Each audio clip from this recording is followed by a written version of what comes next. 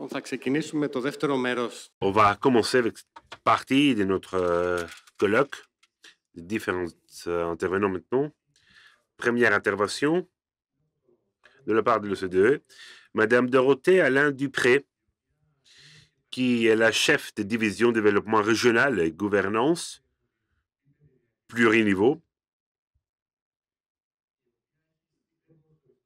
qui ne pouvait pas être avec nous malheureusement. Elle nous a envoyé une vidéo. Elle a enregistré une vidéo, mais je m'excuse car il y a des coupures sur la vidéo. C'est pas très clair. Donc peut-être il y aura une difficulté pour les interprètes. Mais globalement, la vidéo est très bonne.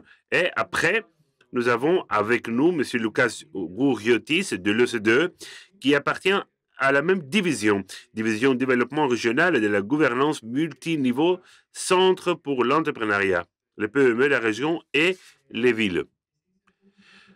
Il s'agit d'une présentation très importante car nous allons apprendre des choses, une richesse d'activités qui ont lieu partout dans le monde. L'OCDE est une organisation globale, donc ça serait très intéressant de faire passer la vidéo. Est-ce qu'on peut commencer? Merci, passons la vidéo. Bonjour à toutes et tous. Je tiens tout d'abord à vous remercier chaleureusement pour votre invitation. J'aurais aimé être parmi vous à Athènes aujourd'hui. Malheureusement, ça n'a pas été possible cette fois-ci. Je me permets néanmoins de vous adresser ces quelques mots virtuellement pour partager avec vous des éléments d'analyse sur le développement régional, notamment dans le contexte du dérèglement climatique et de la situation spécifique des territoires insulaires. Les travaux que nous menons au sein de la division de l'OCDE que je dirige sur le développement régional et la gouvernance pluriniveau se concentrent en grande partie sur les inégalités territoriales et les politiques publiques à mettre en œuvre pour les réduire, pour que chaque territoire puisse pleinement exploiter son potentiel de développement. Au cours des 20 dernières années, alors que nous avons connu une convergence économique en termes de PIB par habitant entre les pays de l'OCDE, nous avons en parallèle connu un phénomène de divergence au sein de ces mêmes pays. En effet, les inégalités territoriales se sont creusées au sein d'une majorité de pays de l'OCDE. Environ 70% de la population de l'OCDE vit aujourd'hui dans un pays où les inégalités territoriales ont augmenté. Mais les trajectoires des pays de l'OCDE demeurent très différentes. À titre d'exemple, la France appartient à un groupe de pays dont le PIB par habitant est supérieur à la moyenne de l'OCDE, mais où les inégalités territoriales se sont aggravées depuis une vingtaine d'années, à l'instar du Royaume-Uni, des États-Unis, de la Suède ou de la Belgique.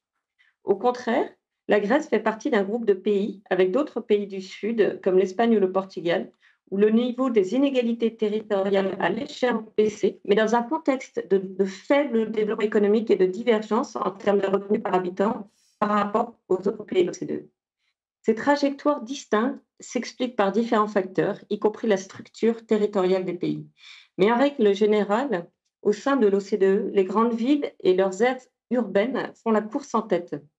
En moyenne, elles affichent un PIB par habitant 30% plus élevé que les autres territoires. Elles continuent aussi d'attirer les talents et enregistrent des taux de productivité bien plus élevés qu'ailleurs.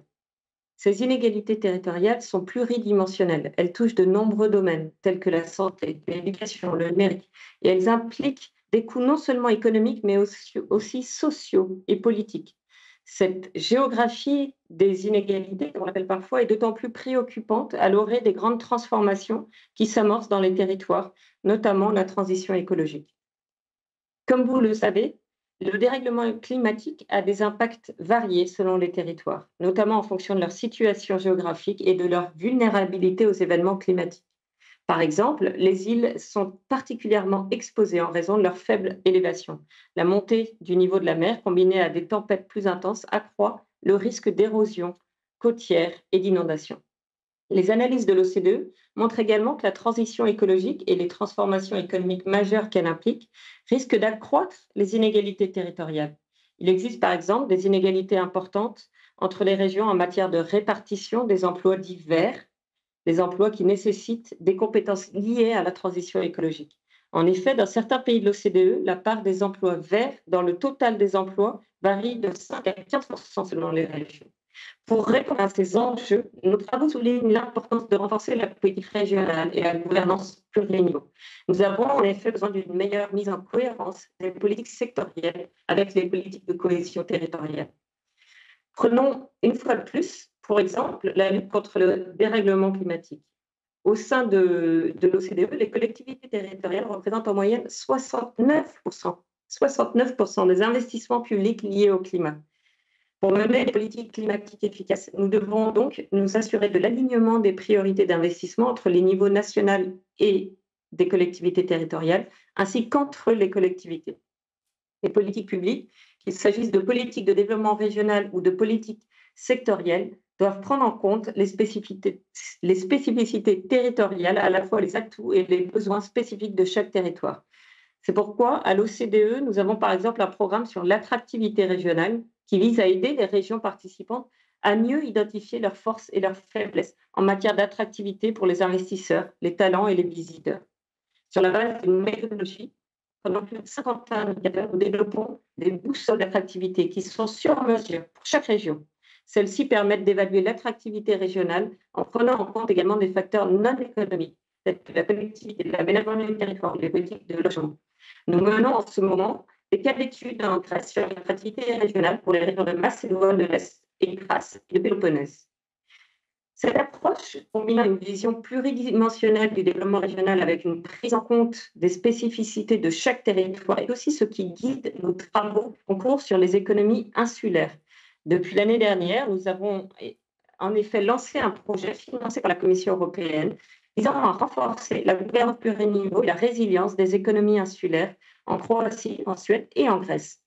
Ces sujets revêtent une importance particulière en Grèce, où près de 18% du territoire est composé d'îles et où le secteur maritime et les économies des îles représentent près de 25% du PIB national.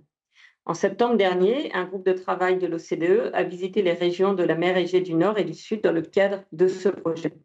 Je voudrais mentionner qu'en plus de ces deux projets, donc sur l'attractivité régionale et les économies insulaires, notre équipe mène également un projet sur les régions minières concernant la Grèce centrale. Donc tous ces projets s'appuient notamment sur certaines des recommandations du rapport que l'on a fait en 2020, qui s'intitule Politique régionale pour la Grèce après 2020, et qui donne un peu une feuille de route sur laquelle on s'appuie pour la mise en œuvre de ces projets. Je vais m'arrêter là, puisque mon collègue Lucas, qui va intervenir en ligne, va présenter de manière plus complète ce projet particulier sur les économies insulaires et se tient à votre disposition pour répondre à l'ensemble de vos questions concernant nos travaux. Merci encore de m'avoir donné l'opportunité d'intervenir dans ce séminaire très intéressant à travers cette vidéo, et vous pouvez trouver des informations sur tous nos travaux ainsi que toutes nos publications qui sont disponibles en ligne, donc sur notre site web www.oecd.org/régional. Je vous souhaite une excellente fin de conférence. Merci beaucoup.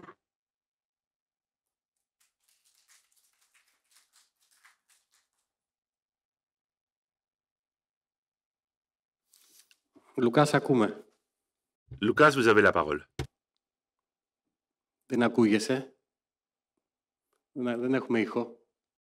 Il n'y a pas de son. Là, c'est bon. Ναι, ναι. C'est bon. Et bonjour à toutes et à tous. J'aimerais tout d'abord remercier le comité scientifique pour son invitation. Monsieur Gourziotis, monsieur Gibou, monsieur Haïdavlis et monsieur Tilimigas. C'est un privilège de participer à cet atelier qui traite une thématique si importante et cruciale. Donc, je vais faire une petite analyse plus précise sur les économies des îles. Donc, le projet améliorer la qualité, la gouvernance à plusieurs niveaux et renforcer la résilience des économies insulaires en Croatie, en Grèce et en Suède est mis en œuvre par l'OCDE en coopération avec la Commission européenne DG Réforme. La Grèce participe avec des régions nord et sud de la mer Égée, les îles Inousses, Fourni et Castellorizo. L'objectif principal est d'offrir un soutien complet à la Grèce, la Croatie et la Suède pour développer mettre en œuvre des stratégies robustes favorisant la croissance de leurs économies insulaires. Le projet donc vise à accélérer la double croissance, la double transition verte et numérique dans ces îles en mettant l'accent sur l'amélioration du bien-être et de la qualité de vie des citoyens. Mais quels sont les points clés concernant les constatations préliminaires? Tout d'abord, la population des îles a connu un déclin marqué en 2021-2022, surtout en raison de l'effet du Covid, de la pandémie du Covid. Parallèlement, le vieillissement démographique s'est intensifié avec une augmentation du taux de dépendance des personnes âgées et une diminution du taux de dépendance des jeunes. Il existe aussi un écart croissant et persistant entre le PIB par habitant des îles et celui des régions continentales. La productivité aussi a diminué, particulièrement dans les secteurs affectés par les fluctuations du marché mondial et le tourisme. Et depuis 2008, il y a aussi une diminution de l'emploi dans le secteur public, commerce et transport, soulignant la nécessité de diversifier l'économie. Disparité aussi de genre existe. Les femmes ont des taux d'emploi inférieurs à ceux des hommes tant que sur les îles et que sur le continent aussi.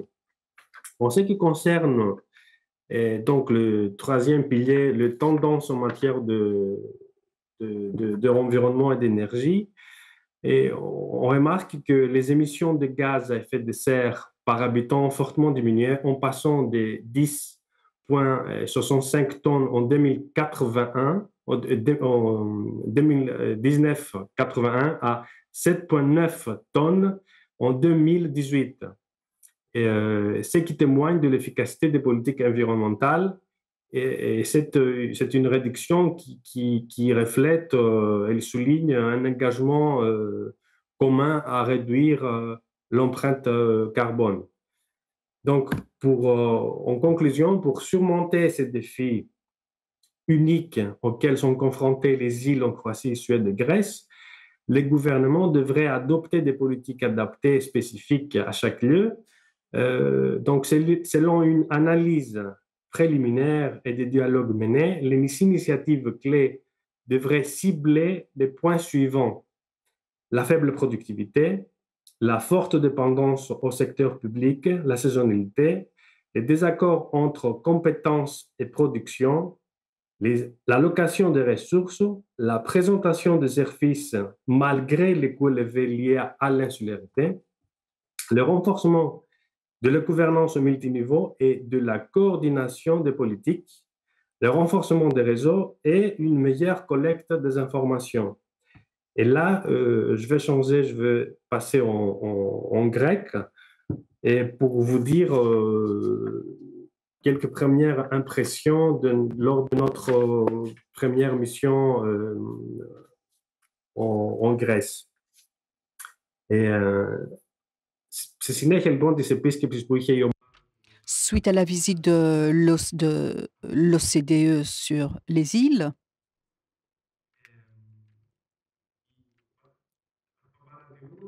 nous constatons que pour avoir une approche circonstanciée, nous devons tenir compte des éléments, des facteurs suivants. Tout d'abord, il faut intégrer le concept d'insularité,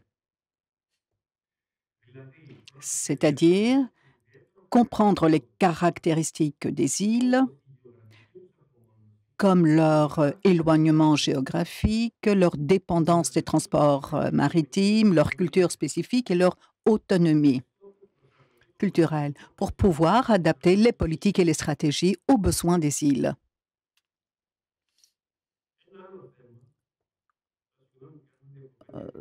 Il y a des interruptions dit l'intervenant, car j'ai des petits problèmes techniques que j'essaye de résoudre en même temps que je parle. Autre question, c'est la typologie des îles, c'est-à-dire la typologie des îles en tenant compte de leurs caractéristiques pour mieux comprendre les enjeux auxquels et les défis auxquels ils sont confrontés afin d'élaborer des politiques qui y sont adaptées. Il est très important également d'avoir une approche stratégique qui se déclinera avec des actions isolées et avec une approche plus globale, holistique. Et enfin, autre thème très important, c'est renforcer les capacités locales.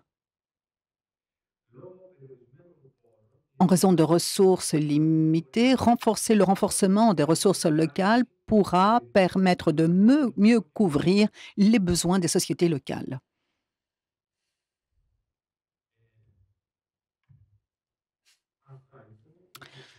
Voilà très brièvement ce que je voulais vous dire. Vous pouvez voir ici la boussole d'attractivité qui a été mentionnée par Madame Dupré tout à l'heure.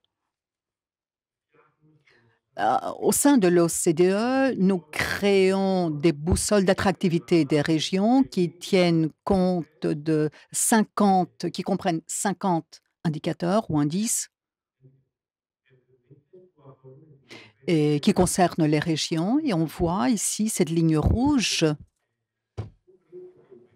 indique où se trouve la région sur le plan européen. Et en bleu, cette ligne indique où se trouve la région en termes au niveau du pays, au niveau national. Voilà, je vous remercie, je vous souhaite une bonne continuation à vos travaux. Merci, Lucas.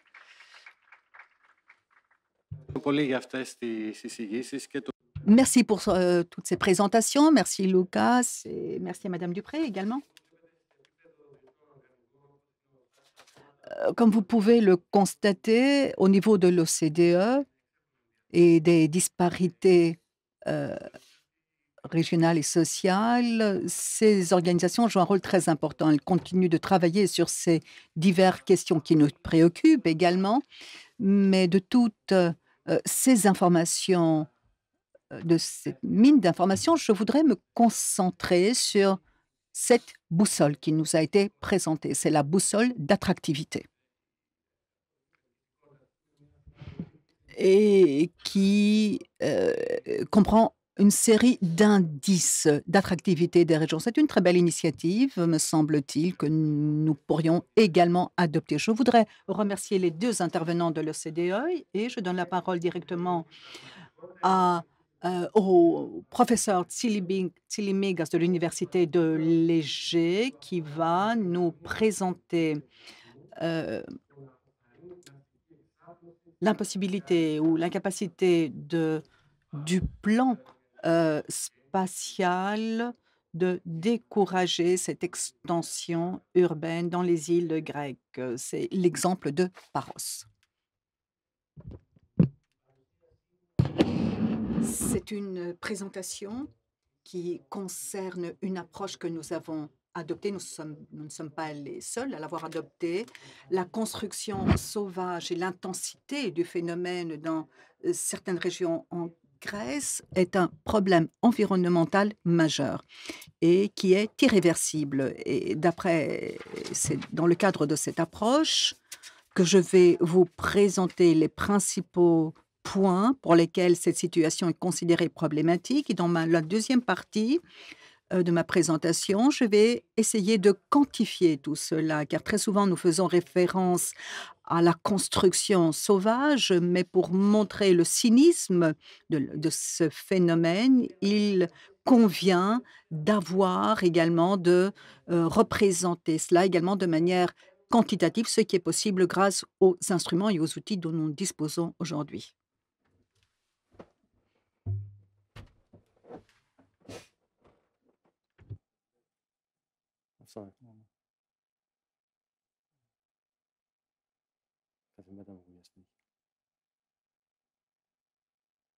Έχει μπλοκάρει μάλλον το σύστημα.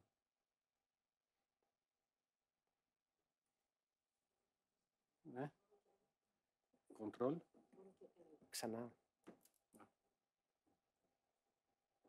Και control και L για να γίνει maximize. Ναι, αλλά δεν αλλάζει. Α, ωραία.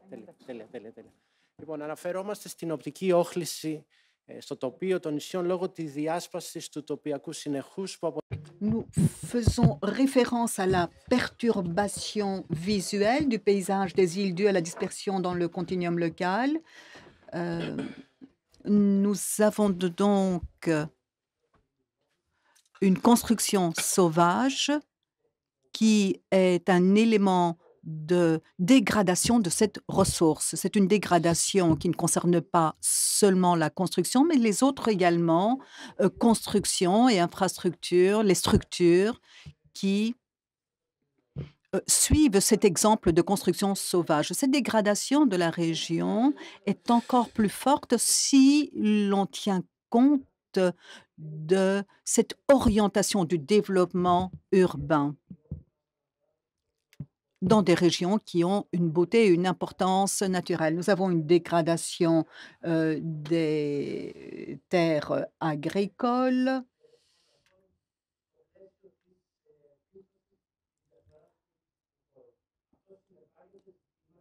Ceci met en évidence des problèmes de perturbation du microclimat, une incapacité de retenir les eaux de pluie et une limite d'espace récréatif et d'espace destinés à d'autres activités urbaines.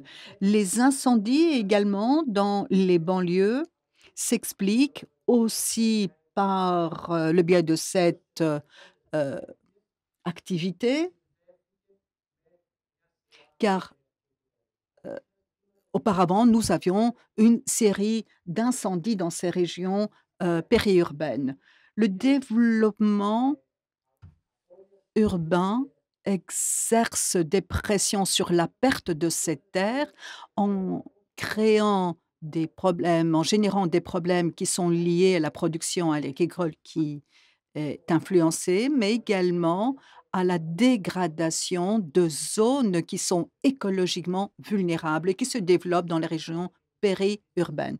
Nous avons également des problèmes également de pollution qui sont liés à la construction sauvage, puisque nous avons des problèmes qui sont liés à la création d'infrastructures fondamentales, indispensables et sociales. Lorsque nous avons des espaces bâtis aussi importants qui se trouvent dans une zone transitoire entre l'espace urbain et périurbain, il est difficile ou presque impossible de gérer des problèmes de pollution. C'est un problème qui est lié à la création de ce genre d'espace de bâti. Par rapport au réseau routier, là aussi, nous avons un impact en raison de la construction sauvage, car ceci est lié au fonctionnement du réseau routier et au dépassement de la capacité de charge du réseau routier qui est appelé à supporter des charges opérationnelles pour lesquelles il n'a pas été conçu. Il y a également une réduction de la capacité d'élargir de la route dans l'avenir, puisque l'expropriation des terres, tout d'abord, nous avons, à part l'expropriation des terres qui est coûteuse, nous avons également la réaction des habitants de la région.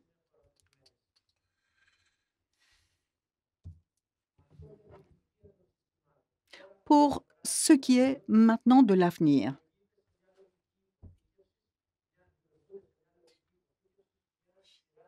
nous avons une série de plans qui sont en fait minés pour l'avenir, puisque les enclaves qui sont créées à travers ces pratiques ad hoc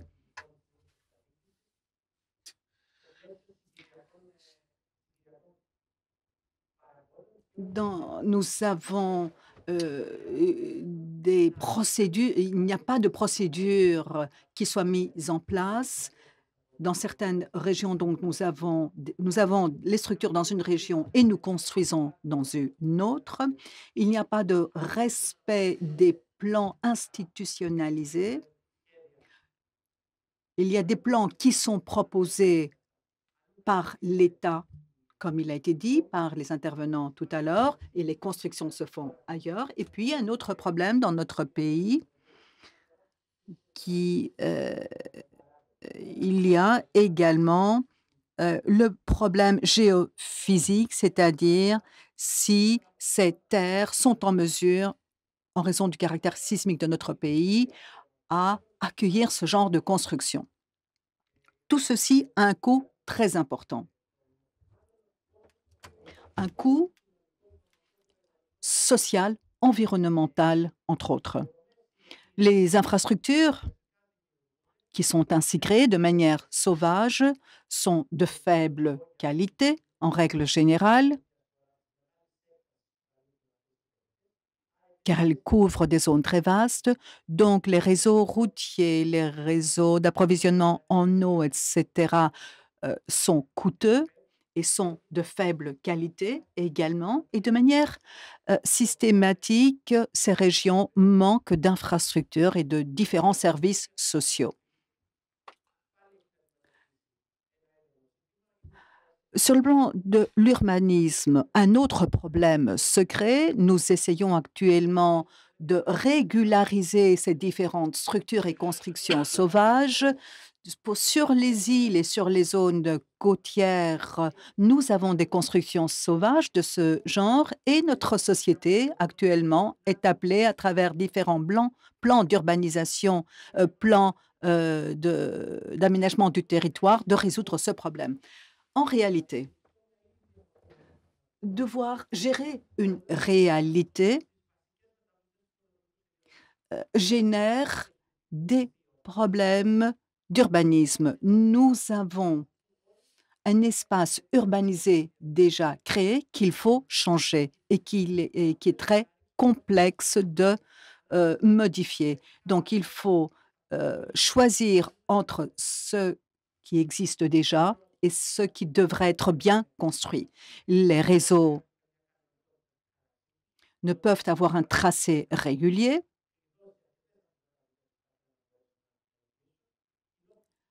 Les espaces communs sont difficilement créés et les espaces également pour les différents services communs sont impossibles. La construction de toutes ces infrastructures qui sont nécessaires pour pouvoir passer de ces constructions hybrides à des espaces bâtis nécessite des procédures qui sont très difficiles sur le plan technique et qui ont un coût très important. Ce qui veut dire qu'il faut gérer les sociétés locales qui vont normalement réagir à la mise en œuvre de ces politiques. Pour ce qui est du besoin de documenter ces questions à travers une quantification, nous avons fait des études et nous avons utilisé plusieurs méthodologies, mais j'ai choisi de vous présenter l'île de Paros, où nous avons appliqué une méthodologie coûteuse mais simple pour pouvoir vérifier, apporter des arguments, soit à travers différentes analyses ou des outils européens, où les chiffres étaient très élevés. Donc, nous avons utilisé la méthode la plus simple qui consistait à numériser chaque bâtiment. C'est ce que nous avons fait sur l'île de Paros et sur d'autres îles. Vous pouvez voir sur le plan 5 exemples qui ont été sélectionnés pour pouvoir documenter que, comme vous pouvez voir dans le premier exemple, ce qui est en jaune, qui est à l'extérieur, et en rouge, qui est à l'intérieur, vous avez des densités similaires. dans le cas B. Nous avons une zone de contrôle urbain. Nous avons des pressions urbaines très accrues. En haut, à droite, en mauve, vous avez un phénomène accru qui a des dimensions très vastes. Et dans le dernier exemple, nous avons une zone de 500 mètres où la construction se concentre et avec la couleur foncée, vous avez les régions, les bâtiments qu'on peut voir de tout point de l'île. Voilà l'image telle qu'elle se présente à Paros. La densité de construction du bâti est plus ou moins la même partout sur l'île. 1,6% de la superficie de l'île est bâtie.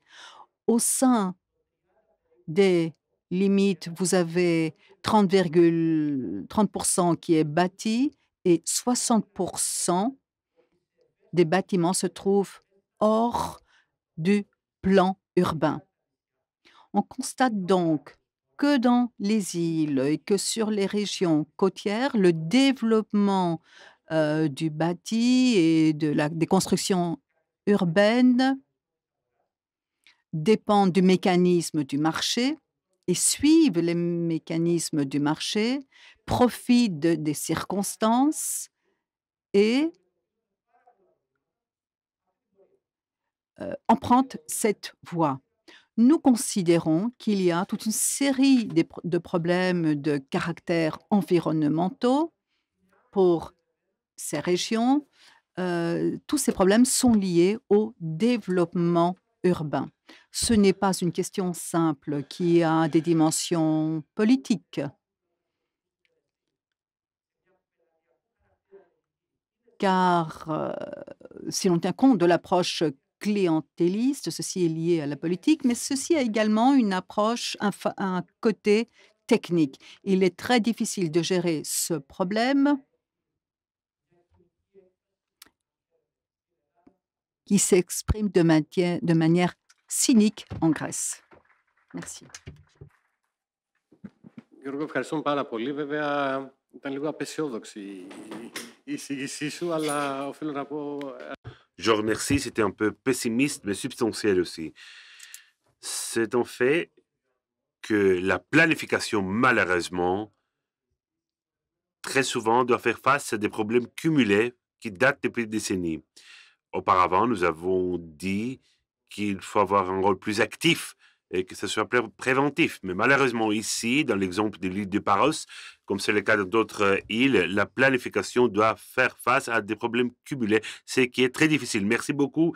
Merci à vous pour cette présentation. Et maintenant, on passe à notre chère collègue, la professeure Marie-Antonia Lepret, qui est maîtresse des conférences en aménagement à l'ULCO, qui va nous parler d'une présentation très importante pour nous.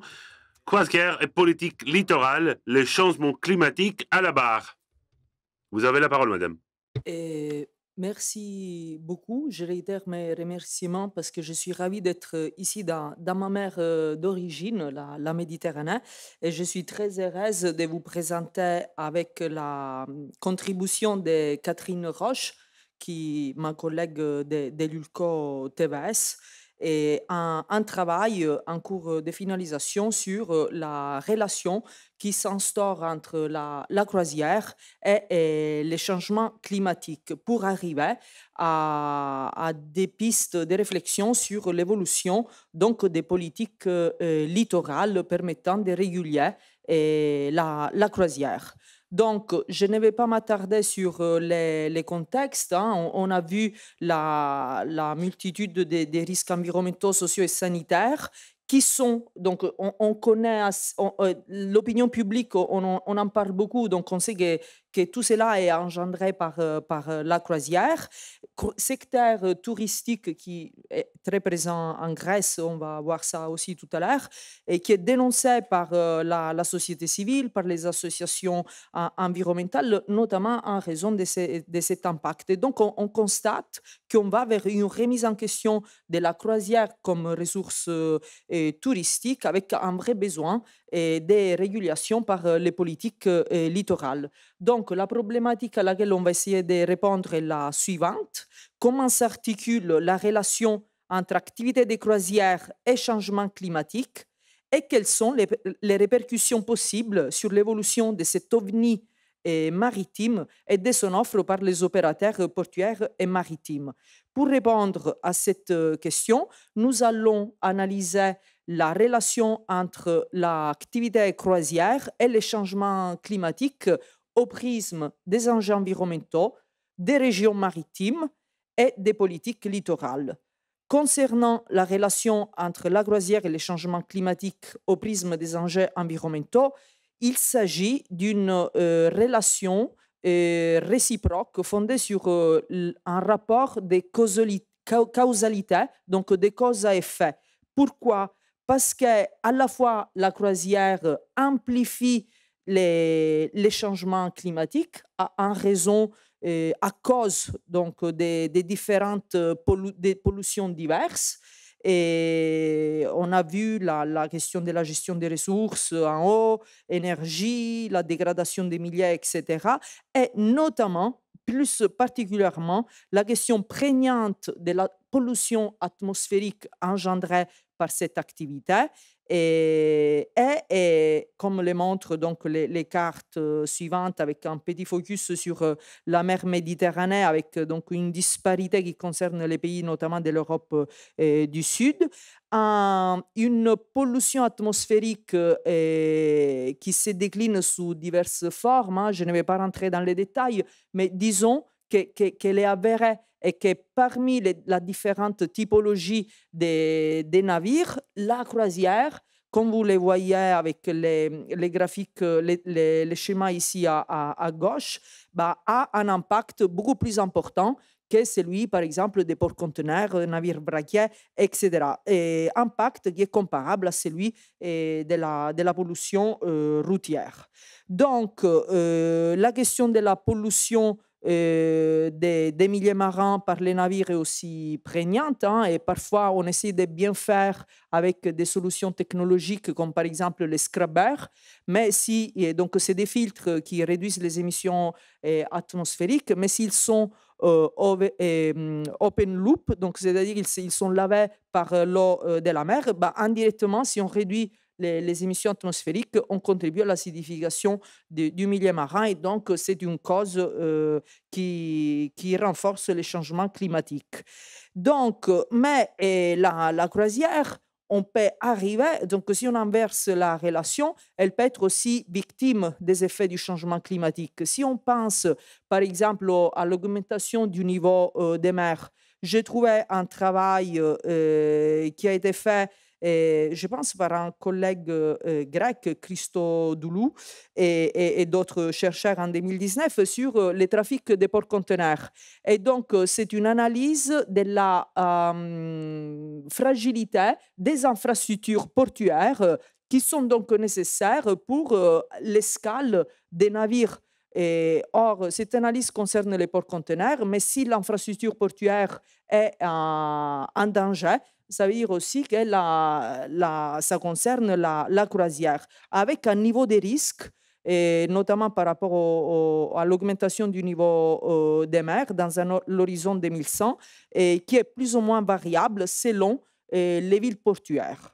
Donc, la croisière peut virer au cauchemar, hein, suite à des changements, à des aléas climatiques divers, les tempêtes, les différents aléas climatiques, à la fois quand le navire est en mouvement. Il y a beaucoup de récits qu'on peut retrouver dans la presse à ces sujets, mais aussi quand les navires de croisière sont à quai, c'est-à-dire en escale dans un port, c'est-à-dire ils ne sont pas en mouvement. Ces aléas climatiques peuvent avoir des conséquences très impressionnantes sur notamment la sécurité des passagers. Et donc, cette relation avec les changements climatiques, il faut aussi la relativiser en fonction des régions maritimes, des bassins de navigation.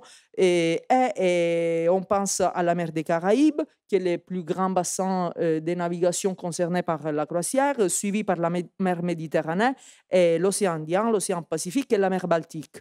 L'analyse de la littérature a permis de soulever plusieurs questions qu'on a vu aussi tout au long de ces présentations passionnantes, la diversité des configurations des trafics et des postures urbano-portuaires. Je vais vous présenter quelques cartes sur la Méditerranée à ce sujet.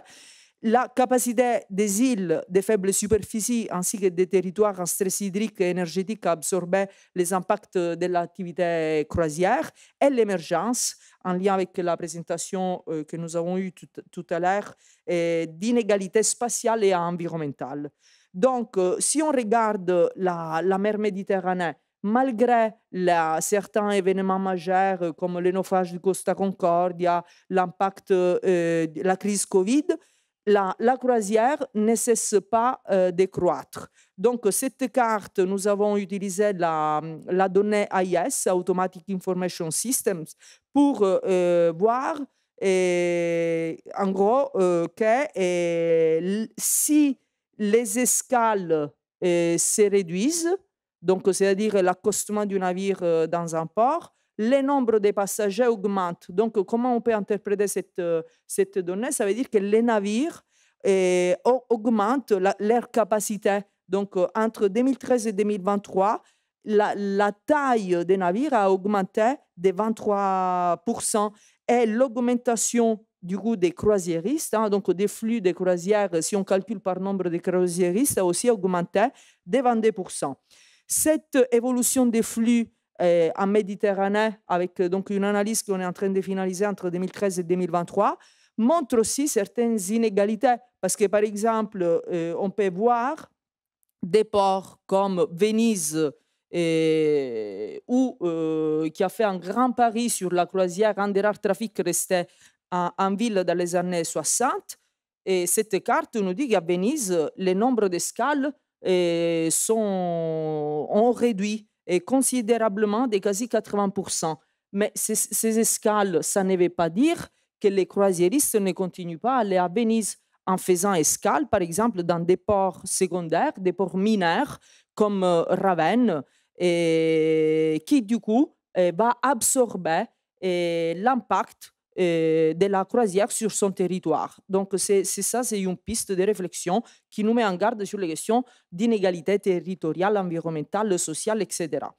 Donc, cette relation entre activité croisière et changement climatique, il faut voir quelle est la réponse des politiques littorales. Or, cette réponse, elle s'articule aux différents niveaux des processus de décision. C'est des réponses juridiques principalement et qui vont influencer tout d'abord les pratiques des navires de croisière en mouvement. Donc, parmi ces types de réponses, on connaît les innovations spécifiques aux navires pour polluer moins, concrètement, notamment par rapport à la pollution atmosphérique et la pollution du milieu marin, la réduction de la vitesse, l'utilisation des carburants propres, etc. Mais on a bien conscience que pas tous les opérateurs maritimes agissent, les compagnies maritimes, de la même manière. Ça dépend des pavillons, ça dépend. Chaque navire a un ordre juridique à part. D'où l'intérêt du droit international et du droit européen pour essayer de mettre en place aussi des mesures juridiques qui visent à spatialiser la restriction, par exemple, avec la création des zones à émissions contrôlées. L'année prochaine, la Méditerranée va devenir une zone CK, donc à émissions contrôlées et atmosphériques pour les soufres. Et il y a même un projet en cours pour la mer de Norvège. Donc, cela obligerait les compagnies maritimes à utiliser des carburants propres, donc lien aussi avec les directives européennes à ces sujets pour réduire l'impact atmosphérique de la croisière. Et toute une série d'autres mesures qui ont été aussi évoquées par les spécialistes tout à l'heure, donc je ne vais pas m'attarder là-dessus. Donc, juste pour vous dire, il y a eu une étude qui a été faite sur l'impact sanitaire de la mise en place de la zone à émissions contrôlée en Méditerranée et on gagnerait en qualité de vie et donc en santé de manière évidente.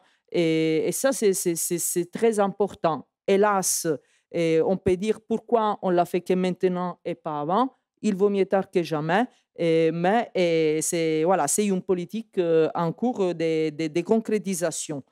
Et ensuite, il y a aussi des politiques toujours multi-échelles qui vont influencer les pratiques des navires lorsqu'ils sont en escale. Donc, je fais référence ici aux infrastructures et services portuaires. Donc, qu'est-ce que c'est ces images?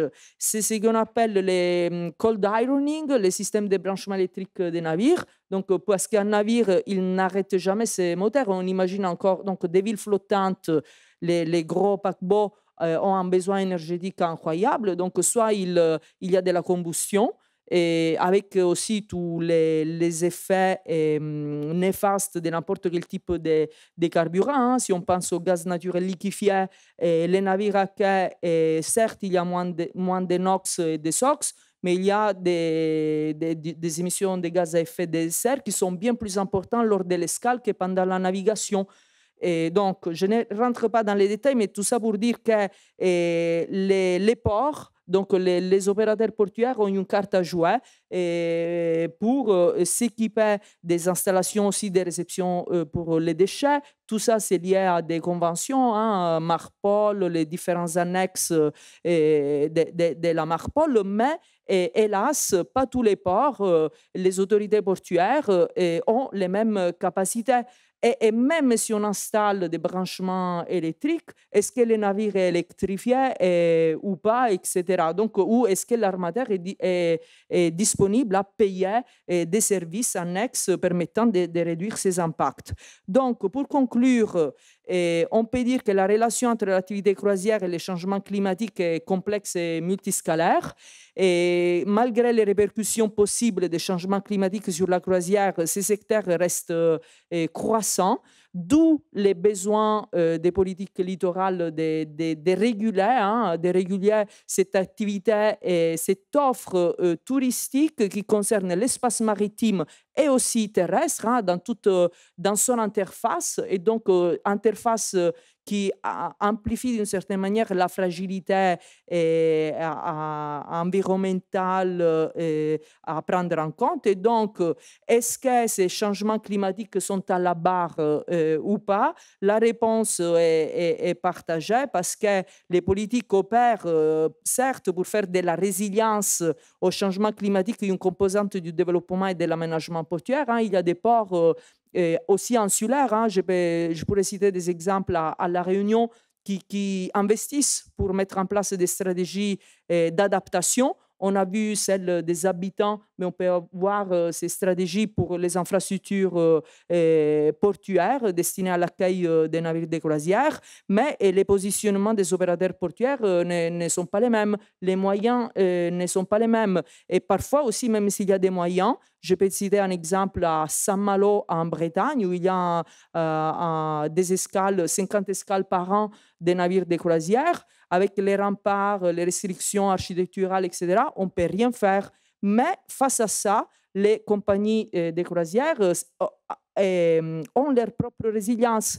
Parce que c'est aussi que les navires, ils peuvent se mettre en rade. Donc, il n'a pas toujours besoin d'accoster. Et avec un service spécifique des navettes, on assure l'escale à terre, etc.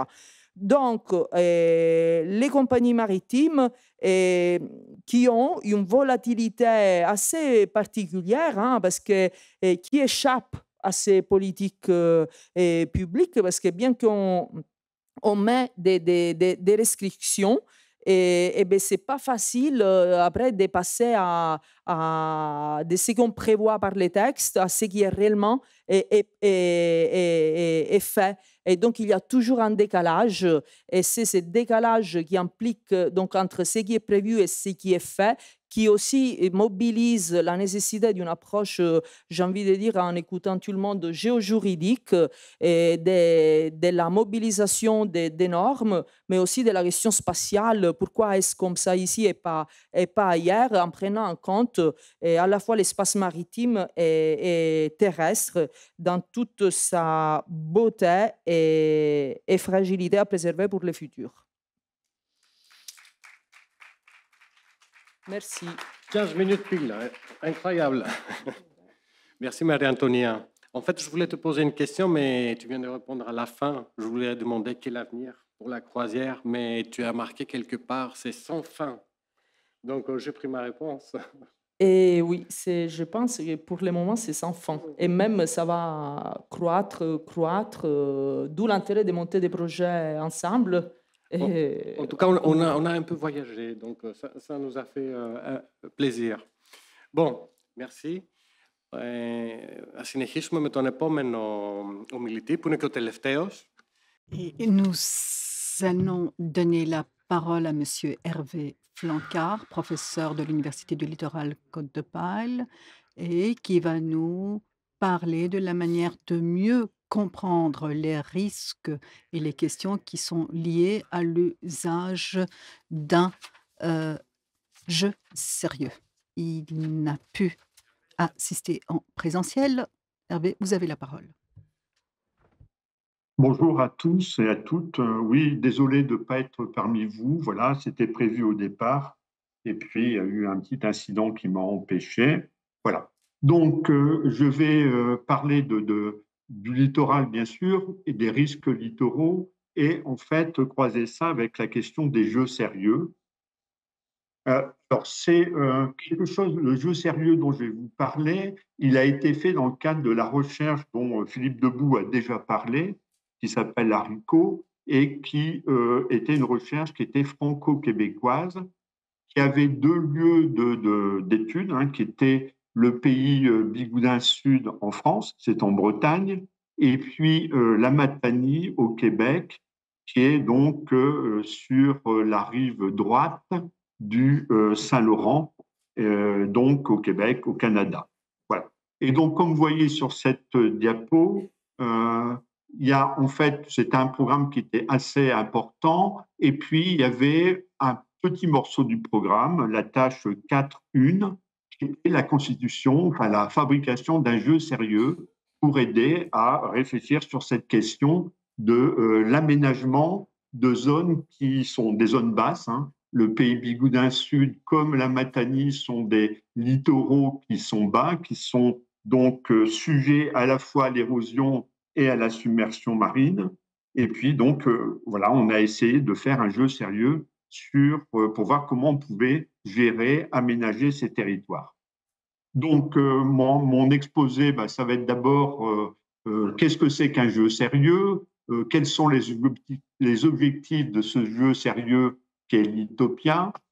Je vais, dans un deuxième point, faire la genèse du jeu sérieux. Hein, on va voir qu'il y a des enquêtes de terrain, et puis ensuite, une construction des rôles. J'ai mis les rôles, mais j'ai oublié d'indiquer que le plateau de jeu était construit de la même façon, avec la typification weberienne. J'expliquerai ce que c'est. Ensuite, troisième point, j'expliquerai comment on joue à ce jeu sérieux, les objectifs des deux équipes qui jouent, et puis les deux phases du jeu. Et enfin, je terminerai par une discussion sur quels sont les avantages d'un jeu comme l'Utopia et quelles en sont aussi les limites. Voilà.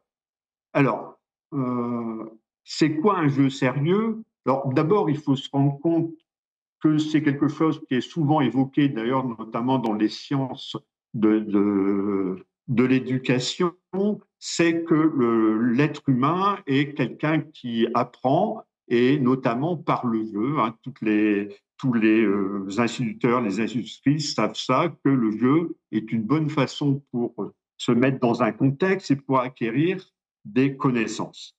Alors, d'un point de vue des sciences humaines, hein, c'est un chercheur néerlandais, Huizinga, qui a peut-être fait le premier livre qui explique la fonction sociale du jeu. Donc, ça date de 1951.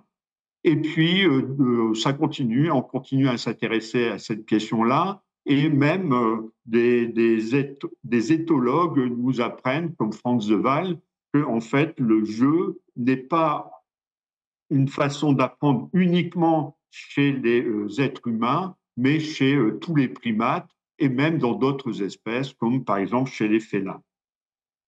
Mais donc, en fait, le fait d'apprendre de se socialiser par le jeu, c'est quelque chose de tout à fait courant. Alors, par contre, ce qu'on peut se poser comme question, c'est qu'est-ce que c'est spécifiquement un jeu sérieux? Alors, Patrick Schmoll, qui a consacré un article assez important sur la question des jeux sérieux, explique qu'un jeu sérieux, c'est un oxymore, hein, comme par exemple une sombre clarté, donc deux choses qui s'opposent, vu que jouer, normalement, c'est pour se distraire, c'est pas quelque chose de sérieux. Il dit aussi que le jeu sérieux est le lieu d'une rencontre entre l'intention sérieuse du concepteur, donc dans ce cas-là, c'était nous, les chercheurs de Haricot, et l'intention ludique du destinataire final pour lequel il est conçu.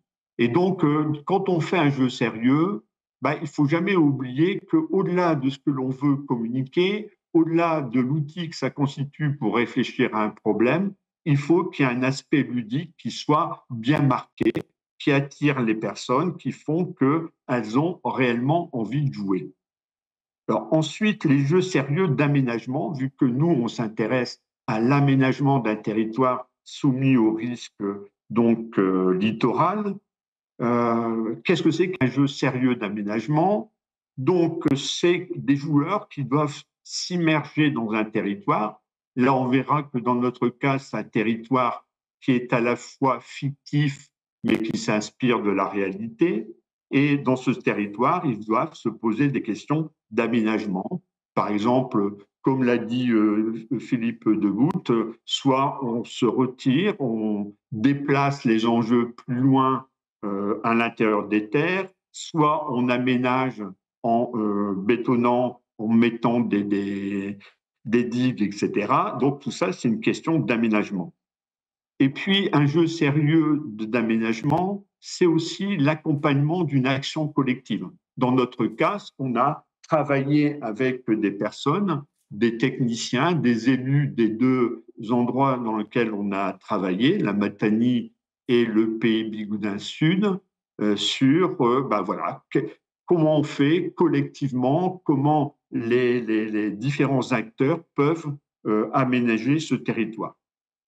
Et puis, le troisième trait, c'est que le jeu d'aménagement doit prendre en compte la question de la complexité. Hein, donc, c'est-à-dire qu'on va voir que tout le monde n'est pas d'accord, tout le monde n'a pas la même logique, et il va falloir prendre tout ça en compte. Alors, dans l'encadré qui est là à droite, on voit que les jeux sérieux, c'est quelque chose qui a monté en puissance à partir des années 2000. Hein, on voit qu'un certain nombre d'institutions américaines, dans un premier temps, ont créé des rendez-vous, je dirais, réguliers pour discuter des jeux sérieux. Et puis, nous, en France, depuis 2017, il y a une association qui est Rencontre Jeux et Enjeux, et qui, tous les 3-4 ans, va en quelque sorte se rassembler, va rassembler des universitaires, mais pas que des universitaires, pour réfléchir à comment on peut construire des jeux sérieux, à quoi ça sert, quelles sont les contraintes, etc. Voilà. Alors, une fois qu'on sait ce que c'est que les jeux sérieux, on peut se pencher sur le jeu sérieux spécifique que nous avons créé, qui s'appelle l'Utopien. Et donc, le jeu L'Utopien se veut un outil de participation citoyenne, hein, c'est-à-dire qu'il est conçu pour faire de la participation, pour que les habitants puissent, en quelque sorte, donner leur avis, avoir une voix au chapitre dans l'aménagement des territoires. Et donc, là, c'est des territoires qui comme je l'ai indiqué tout à l'heure, c'est des territoires qui ont des côtes basses, qui sont soumis à la montée des eaux, à des tempêtes aussi plus violentes du fait du changement climatique. Donc, dans les objectifs du jeu, il y a favoriser l'acculturation réciproque des différents acteurs, c'est-à-dire que ces différents acteurs qui sont des habitants, qui sont des élus locaux, qui sont des administrations de l'État qui sont chargées de l'aménagement, etc., ben, dans le fond, chacun pense avec sa formation, avec sa façon spécifique. Et puis, le jeu sérieux l'utopien, c'est essayer d'aider les différents acteurs à comprendre comment les autres acteurs réfléchissent, quel but ils poursuivent, quelles solutions ils proposent, et puis de montrer que, ben, dans le fond, il y a des clivages, qu'il y a des oppositions, qu'il y a des controverses, etc. Et donc, une fois tout ça, je dirais, acquis, il y a l'idée que ça doit participer à une co-construction donc d'un territoire qui soit viable face aux risques littoraux et en même temps qui ne soit pas un territoire qui soit figé, dans lequel il continue à avoir une vie économique, une vie touristique, etc. Donc ça, c'est les objectifs du jeu. Alors, le deuxième point, c'est la genèse de l'Utopia. Comment on a construit ce jeu? Alors, moi qui suis sociologue, mais aussi mes collègues qui étaient géographes, généralement géographes humains, hein, qui faisaient de la géographie humaine, on ne construit pas quelque chose sans aller voir sur le terrain ce qui s'y passe, sans faire des enquêtes de terrain. Donc, on voit qu'on a fait, hein, j'ai listé un certain nombre de choses sur le terrain. On est allé observer ce qu'était la géomorphologie des deux sites, la Matanie et le Pays Bigoudin Sud. On a fait des entretiens avec des acteurs, c'est-à-dire des habitants, des élus locaux, des associatifs, etc. On a fait des forums ouverts. Ça, Philippe Debout nous en a déjà parlé, hein, notamment grâce à Alice Charbonneau qui a organisé ça dans les deux lieux, au Pays Bigoudin et en Matanie. On a fait une veille documentaire dans la presse et donc on a recueilli un certain nombre d'informations, une masse, je dirais même, de connaissances sur les acteurs, ce qu'ils pensent, comment sont les terrains, etc. Alors, comment on l'a transformé ensuite en jeu? Alors, déjà, c'est un jeu qui va être un jeu de rôle, c'est-à-dire que des personnes, quand ils vont jouer le rôle des habitants, le rôle de l'élu, etc. Et pour construire ces rôles, on a pris une méthodologie qui est bien connue des sociologues, hein, et qui s'inspire de ce qu'a fait Max Weber, et qui est la méthode de l'idéal. Donc, j'ai mis à côté gauche ce que c'est la définition de l'idéal type, c'est-à-dire, et le côté droit, on voit un schéma qui explique un peu comment ça fonctionne. On a plein de personnes différentes, on a plein de façons de réfléchir, de penser, de fonctionner différemment, mais on peut essayer de regrouper ces personnes, ceux qui pensent, qui réfléchissent, qui agissent à peu près de la même façon, avec toutes les variations, et puis on va construire quelque chose qui résume, qui caricature même, hein, Max Weber n'hésite pas à parler de caricature, qui caricature les comportements. Donc on voit, par exemple, dans le petit schéma que j'ai réalisé, idéal type 1, idéal type 2, idéal type 3, et bien sûr, il y a toujours des cas atypiques. Mais c'est comme ça qu'on a fonctionné et qu'on a donc construit des rôles. Alors, un exemple de typification, c'est, voilà, on a rencontré dans nos enquêtes des personnes qui étaient résidents secondaires, qui étaient plutôt bien, je dirais, nantis financièrement, qui n'habitaient pas sur place, donc vu qu'ils étaient résidents secondaires, et qui voulaient préserver à tout prix leur lieu de vacances, leur lieu de week-end, etc. Donc, on a essayé de faire des fiches, hein, pour résumer les rôles. Donc, vous voyez à la gauche de la diapo, vous voyez le rôle tel qu'on l'a fait dans un premier temps, hein, et on avait même des paroles qu'on avait retranscrites je dirais fidèlement, de certains entretiens qui étaient dans la bulle du personnage, mais on s'est aperçu que là, c'était en fait une fiche qui était trop bavarde, qui avait trop de choses, et qu'en fait, les différents joueurs avaient du mal à s'en imprégner. Et donc, on a recentré ça, on a résumé un certain nombre de traits, et puis vous voyez à droite la fiche telle qu'elle a abouti et qui était donc distribuée aux joueurs pour qu'ils se mettent dans la peau de, ici c'est Louis, qui est résident secondaire, qui est parisien, etc. Voilà. Et puis, dans d'autres exemples de typification, donc, vous voyez, on a fait des rôles. Alors, vous voyez que pour l'habitant, il n'y a pas un seul idéal type, il y a plusieurs idéotypes. Hein. Par exemple, on a Céline, qui est la propriétaire d'une ferme. On a Lucie, qui est à la fois habitante et adjointe au maire. Voilà, on a Romain, qui est propriétaire du camping. Donc, voilà, c'est tous les rôles, comment ils ont été construits.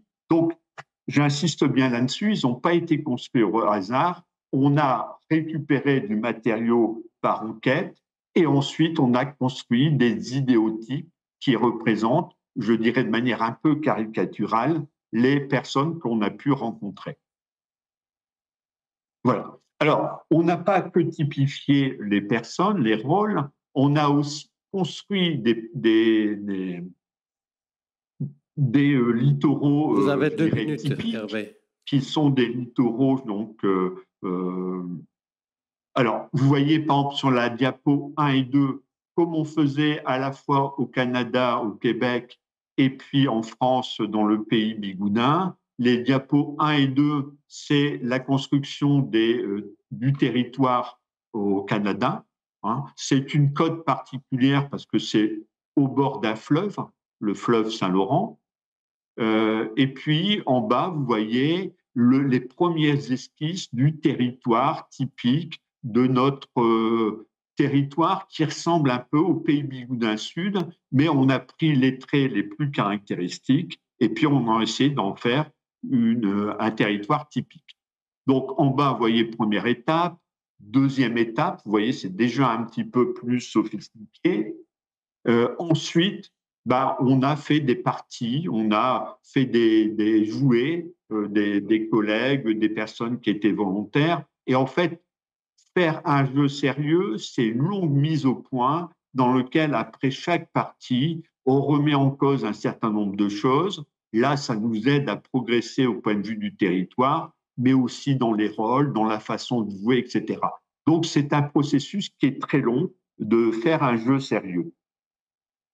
Voilà. Et puis, ça, c'est le territoire tel qu'il arrive à la fin, après tous ces essais, après tout ce chemin qui nous a fait changer un certain nombre de choses. Et puis, on a là un territoire. Alors, vous remarquerez que, comme je disais tout à l'heure, pour qu'un jeu sérieux fonctionne bien, il faut que les gens aient envie de jouer, il faut que ça soit ludique.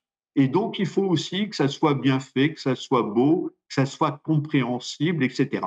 Et donc là, par exemple, on a eu recours à un graphiste qui nous a traduit nos idées de manière bien plus belle que ce qu'on pouvait faire, nous, avec nos feutres et nos crayons. Troisième point, c'est qu'une fois qu'on en est là, il faut essayer d'expliquer comment on joue à l'Utopia, comment les différentes personnes qui sont autour de la table, souvent c'est 6, 7, 8, jusqu'à 10 personnes autour de la table. On a deux équipes. Hein, j'expliquerai après qui sont ces deux équipes. Et puis le point de départ du jeu, il faut bien qu'il y ait quelque chose qui lance le jeu, c'est la mairie, donc les élus de la commune qui constituent une commission consultative d'habitants, c'est-à-dire des habitants que l'on va désigner et à qui on va demander en quelque sorte d'imaginer comment le territoire peut se transformer à l'horizon de 30 ans avec un certain nombre d'objectifs qui leur sont donnés. Alors, premier objectif, ça paraît assez logique, c'est qu'il faut que le territoire soit sécure, que les habitants et les biens soient protégés par rapport aux événements climatiques, par rapport à la montée des eaux, etc. Mais il n'y a pas que la sécurité qui est importante, il faut aussi préserver les espaces de nature, voire à certains moments renaturer certains espaces qui étaient artificialisés. Troisième objectif, il faut qu'il y ait une certaine justice sociale. La personne qui a communiqué pour l'OCDE a bien expliqué que c'était aussi un des objectifs. Quand on gérait un littoral, c'est faire en sorte qu'il y ait une certaine justice sociale. Alors nous, on a pris surtout sous l'angle de l'équilibre entre résidence secondaire et résidence principale. Sachant qu'en France, comme dans beaucoup de pays, le prix de l'immobilier en bord de mer grimpe de manière importante et que souvent, ce sont plutôt les résidences secondaires riches qui vont acquérir des biens au détriment de ceux qui vivent au quotidien sur ce littoral. Quatrième point, il faut assurer un dynamisme économique. Il ne s'agit pas d'en faire des musées de ces littoraux. Il faut que ça continue à vivre, qu'il y ait du dynamisme économique, du commerce, du tourisme dans des limites acceptables. Ça renvoie notamment... Hervé, est-ce que tu m'entends? Marie-Antonia. Est-ce que tu m'entends, Hervé? Oui. Et il faut conclure parce qu'on a dépassé assez le temps. Si tu peux conclure, tu as 1 minute. Donc, voilà, donc les 5 objectifs sont ceux-là, et donc on voit qu'on attribue des rôles à chacun. Et puis, je vais terminer sur les 2 phases de jeu, qui sont les deux moments où on va jouer. On a les 2 équipes, ils ont chacun un plateau, ils aménagent, ils vont recouvrir les cases du plateau avec des cases magnétiques pour montrer ce qu'ils font. Ils vont mettre des digues ou pas, ils vont déplacer des logements ou pas. Et puis, en quelque sorte, chacune des équipes va proposer son niveau d'aménagement. Et puis, ce qu'on leur a pas dit dans un premier temps, c'est qu'ils ont eu des rôles, chacune des équipes, qui sont plus ou moins favorables à la protection, à l'artificialisation, ou bien pas. Donc, les bleus sont globalement favorables au repli, c'est-à-dire qu'ils vont délaisser les digues pour replier les habitations, et les oranges sont globalement sur la ligne, maintenir la ligne, c'est-à-dire protéger quoi qu'il en soit. Voilà. Et donc, une fois qu'ils ont fait ça,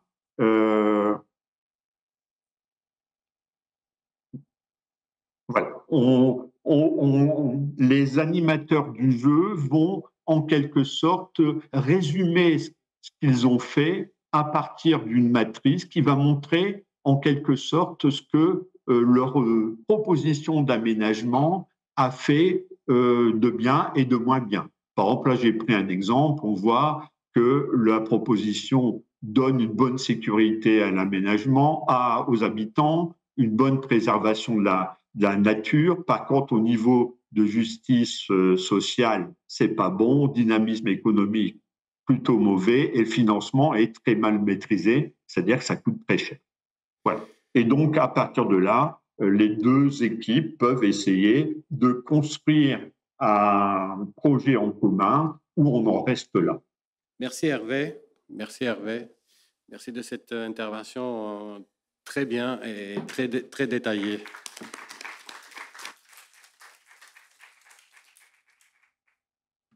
Φτάσαμε αισίως στο τέλος του προγράμματος. Nous sommes arrivés à la fin de cette journée d'études. Si vous avez des questions très brèves à poser aux intervenants, n'hésitez pas à le faire, c'est le moment. Micro, si vous désirez prendre la parole, si vous désirez souhaiter poser des questions.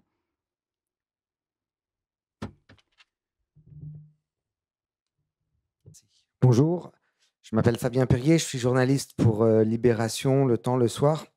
J'ai une question qui renvoie à l'intervention de M. Tsimikas, si mes souvenirs sont bons, et à celle sur les jeux sérieux.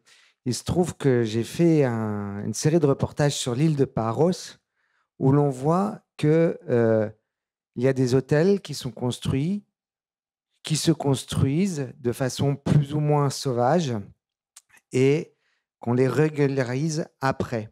Finalement, est-ce qu'on peut dire que la Grèce, et plus encore avec cette nouvelle loi sur le littoral qui est passée en 2024, si mes souvenirs sont bons, début 2024, est-ce que la Grèce est un terrain de jeu sérieux? Est-ce qu'il y a un État ou est-ce qu'il manque des éléments dans tous ceux, des individus, dans des structures, dans toutes celles qui ont été citées dans la théorie des jeux sérieux? Λίγο πριν απαντήσετε, για να πω τους φοιτητές να μην ξεχάσουν. Je voudrais d'abord, avant de vous donner la parole pour répondre, n'oubliez pas, je m'adresse aux étudiants, n'oubliez pas de remettre vos écouteurs. Je vais répondre en grec.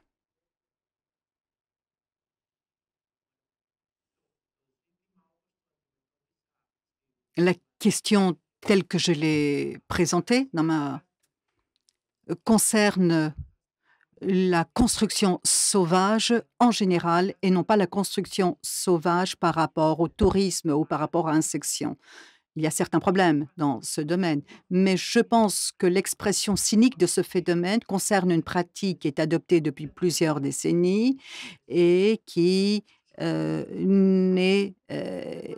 n'a pas été atténuée même pendant la crise économique. La construction sauvage sur les îles a perduré même pendant la crise et nous n'avons pas d'instruments pour réduire cette construction sauvage. Et lorsque certains critères sont fixés pour réduire ce phénomène, on constate en pratique qu'il y a des dynamiques, des moyens de circonvenir, d'éviter ces phénomènes.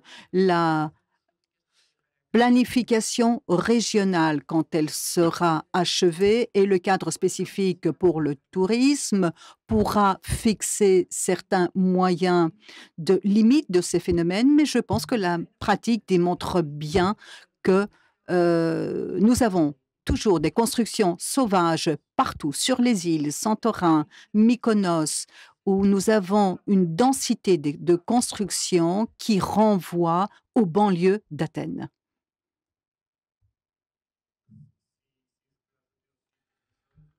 Et ce matin, enfin, au début de la conférence, le secrétaire général en a parlé, qu'on est au début d'une phase d'un projet pour faire les plans locaux d'urbanisme. C'est vrai que jusqu'à maintenant, 80% du territoire grec n'a pas de planification, n'a pas de plan local d'urbanisme. Et on est en train de le faire. Avec beaucoup de retard, c'est sûr, avec beaucoup de retard. Mais un plan local d'urbanisme, ça peut aider à la gestion des phénomènes pareils. C'est trop tard parce que l'espace est construit, l'espace est bâti, mais au moins, il va freiner, je pense, l'évolution de ce phénomène.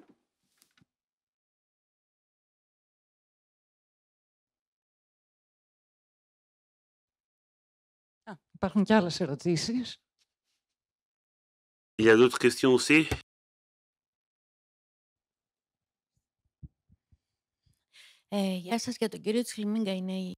Ma question s'adresse à M. Tsilimigas.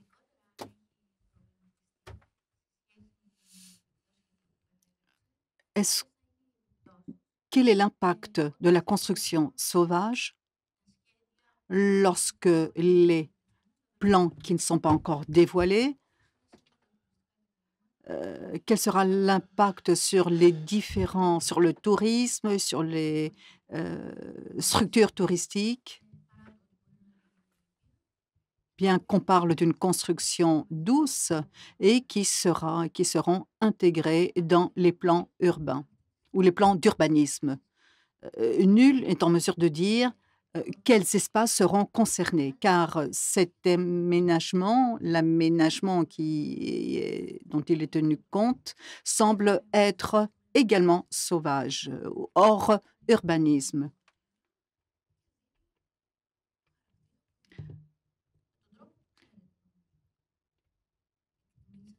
Est-ce que vous avez tenu compte de tout cela concernant l'île de Paros?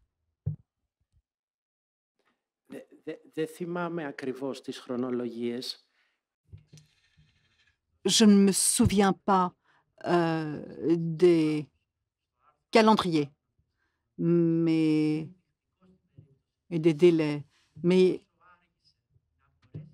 il est très indicatif de voir ce qui s'est passé à Paros. Chaque tentative était renvoyée à une autre instance. Il a fallu presque 20 ans pour résoudre ce problème. Je veux dire par là qu'à partir du moment où la société locale a décidé à freiner ces constructions sauvages, ceci va se réaliser. Le marché a réussi à surmonter, le marché de l'immobilier a réussi à surmonter tout cela. Vous savez très bien ce qui s'est passé à Mykonos. Il y a toute une série de questions, même si l'État souhaite ou les autorités centrales veulent changer cela, il y a de telles pressions qui sont exercées. Pour répondre donc de manière globale, je considère donc que la question de la construction sauvage a deux dimensions, technique et politique. Je considère que sur le plan technique, pardon, nous ne pouvons ne pas les gérer en tant que société. Recenser tous ces problèmes, les répertorier, c'est une exigence, c'est une revendication qui peut facilement se faire. Ne pas connaître actuellement la limite, les frontières de chaque espace urbain, de chaque espace à construction sauvage, c'est une chose facile à faire. Donc, c'est une question technique. La difficulté, c'est l'aspect politique, car la construction a un coefficient très élevé. Ce qu'on avait l'habitude d'entendre il y a 50 ans, que la construction est le moteur du développement, c'est un principe, une logique qui perdure. Donc, le gros problème, c'est le coefficient de construction. Deuxièmement, relier le système politique avec la production d'espaces urbains. Ce qui fait qu'il est très difficile en pratique de résoudre le problème de la construction sauvage. Les dégâts que provoque cette construction sauvage sur le plan de l'environnement, tenant compte que nous n'avons pas d'industrie, que nous n'avons pas de nucléaire, c'est le premier problème environnemental auquel notre société et ces régions très vulnérables doivent résoudre. Nombreux sont ceux qui ont essayé de gérer ce problème, mais le marché est beaucoup plus fort, beaucoup plus puissant et peut à chaque fois aller outre et gérer ce genre de questions qui sont principalement politiques. Nous manquons de temps. Je voudrais remercier tous les participants et tous les intervenants français et grecs, l'Université de Thessalie, remercier les interprètes, les techniciens qui ont déployer d'énormes efforts pour que vous puissiez suivre toute cette journée d'études. Annès, si tu peux clôturer par une... Nous allons clôturer ici Je voudrais vous remercier tous et toutes qui avez participé et de rester jusqu'à la fin de cette journée. Il n'y a pas de réponse facile à ces questions. Ce sont des questions très compliquées, très difficiles, qui sont toujours en cours d'évolution. Elles nous préoccupent, elles nous font réfléchir et c'est la raison pour laquelle nous organisons ce genre de journée d'études pour pouvoir en débattre. Mais comme il a très bien été dit, nous pouvons continuer à l'extérieur. Merci.